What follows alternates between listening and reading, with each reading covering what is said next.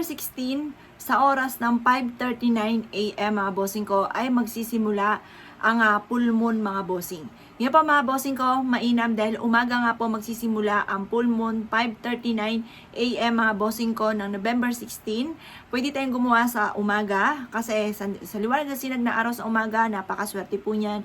Plus additional pa mga bossing ko, full moon nga po ay 5:39 AM magsisimula ang full moon sa November 16. Pwede tayong gumawa po dyan at ganoon din po alas 7 ng gabi, pwede rin naman po sa liwanag ng sinag ng buwan kasi makikita natin talaga yung full moon ng gabi mga bossing. Yan po mga bossing ko, mainam na ganito po ang gagawin po ninyo. Kumuha po kayo ng salamin at maraming barya mga bossing. At pagkatapos, yung salamin, ang gagawin po ninyo sa salamin, ipapatong nyo yung maraming barya na nakaharap sa liwanag ng sinag ng araw.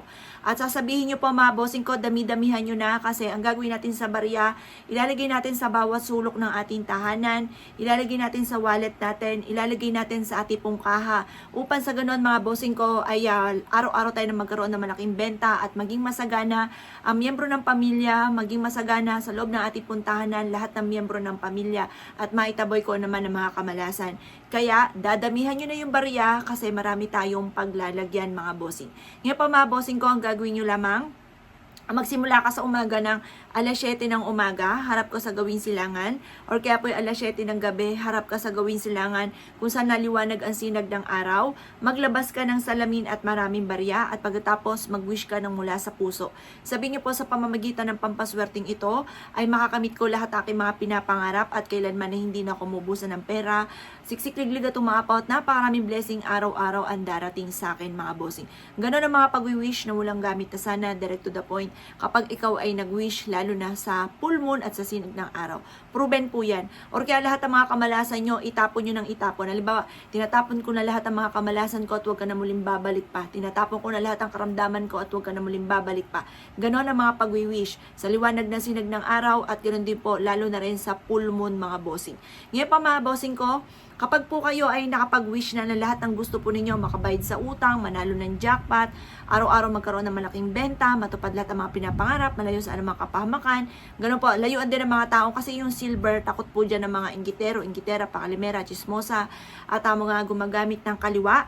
Kaya mainam gumamit ka rin nga po yung mga baryan silver, gold, mga bossing, o rose gold, mga masuswerte pong kulay po yan mga bossing. Ngayon pa mga bossing ko, pag tapos ka ng mag-wish, ang gagawin nyo lamang, ibibilad nyo po siya sa sinag po ng buwan or sinag ng araw kung sa umaga. Pagkatapos mga bossing ko, i-overnight natin siya kahit na nasa may bintana, kahit hindi siya nasa labas kasi baka mawala yung barya. Basta nasa bintana na walang kukuha, basta nandun siya na sisinag-sinagan siya ng liwanag na sinag ng araw kahit nasa loob po siya. Sinag din po ng buwan. Ngayon, i-overnight po natin siya, kinaumagahan kukunin nyo po siya.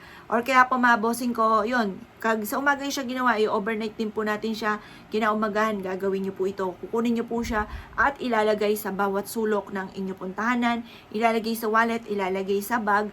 Tapos ito ang gagamitin nating salamin palagi.